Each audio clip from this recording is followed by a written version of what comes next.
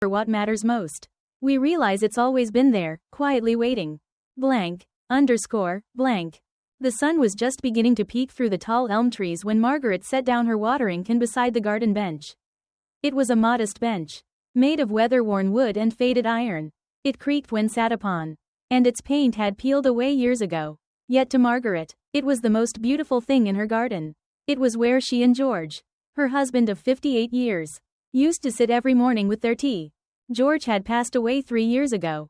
And yet, somehow, Margaret still poured 2 cups every morning, jasmine for herself, and English breakfast for him. She knew it was silly, but she always placed his cup on the other side of the bench anyway. Just as she used to. Some habits are harder to let go of than others. The house had gotten quiet after George left. Their children, Anne, Thomas, and Lily, lived far away, busy with lives of their own. Margaret didn't blame them. That's how life worked. Children grow up, and parents, if they're lucky, watch them soar. But in the stillness of the early morning, Margaret often found herself talking aloud. I pruned the roses yesterday. George, the yellow ones bloomed again, your favorite. She smiled softly, brushing a silver curl away from her forehead. A robin fluttered to a nearby branch and sang its morning song. You'd say that's you, wouldn't you? Watching from the trees. She chuckled. Well then, do come down and say hello properly. The bird chirped again, then flew off. Margaret sipped her tea, closed her eyes, and listened to the wind whisper through the leaves. These quiet mornings had become her peace. Her rhythm. Life had slowed, yes, but it hadn't stopped. Later that week, Margaret received a letter, the real kind, with ink and a stamp.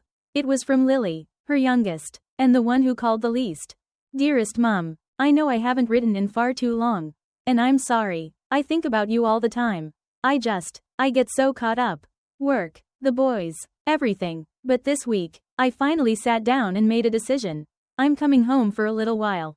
Not just a weekend, I need time, with you. And with myself. Love always. Lily. Margaret read the letter 3 times. Her hands trembled, and tears welled in her eyes, not from sadness, but from something warm and aching that sat deep in her chest. Hope. 2 weeks later, Lily arrived with 2 suitcases and a heart full of memories. She stepped into the house, looked around, and whispered, "It still smells like cinnamon and books." Margaret laughed and wrapped her daughter in a tight hug. Well, I haven't changed a thing. Just in case you came back. They spent the first few days catching up, stories poured like water over stones. Lily confessed things she hadn't said aloud in years. Her marriage had ended quietly 2 years ago. The boys were with their father for the summer.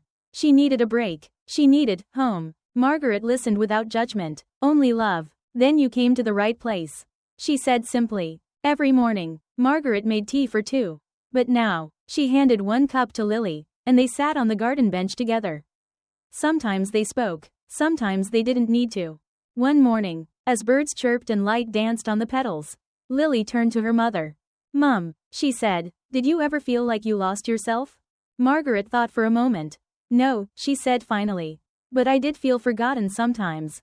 Not by people, by time. Lily frowned. What do you mean? Well, Margaret said, setting down her cup, when you get to my age, time feels different. It moves too fast when you want it slow, and too slow when you're waiting.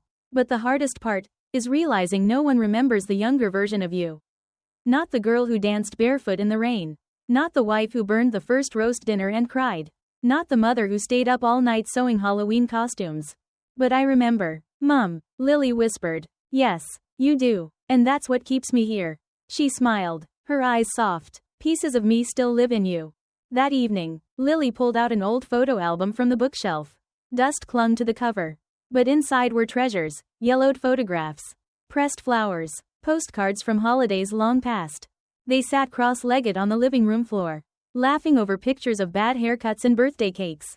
Remember this one? Lily pointed to a photo of George. Mid-laugh, flour on his nose from trying to bake bread. I do, Margaret said, her voice thick. He was terrible at it. But he tried. Lily smiled. Yes, he always tried. And for a moment, George felt present again, not just in the photo, but in the warmth of the room. The sound of laughter. The way Lily leaned her head on Margaret's shoulder. In the weeks that followed, Lily started tending the garden. She pulled weeds, trimmed hedges, and learned the names of every plant from her mother. They painted the garden bench together, a soft, sky blue shade. Time for a fresh start, Margaret said, dabbing her brush with care. On a quiet afternoon, as a summer storm rumbled in the distance, Lily brought out a notebook. I've been writing again, she admitted. Stories. About you. About us. Margaret blinked. About me? I want to remember. I want them to remember. She nodded toward her son's photos on the mantelpiece. Margaret's hands trembled as she touched the cover of the notebook. That's all we really want. You know, to be remembered, not for being old, but for being whole. Blank. Blank. In late August, Lily returned to the city. But something had changed in her, softened, deepened, and she took a part of Margaret with her. They called every week, sometimes every day, and as autumn rolled in, Margaret began writing letters to her grandchildren, one for each birthday. Each milestone, each quiet Sunday morning when she thought of them. She tucked each letter into a shoebox marked to be opened when needed most. When winter arrived, Margaret caught a cold that turned into pneumonia. The doctor was kind. The nurse held her hand. But Margaret knew. She asked to sit in the garden one last time.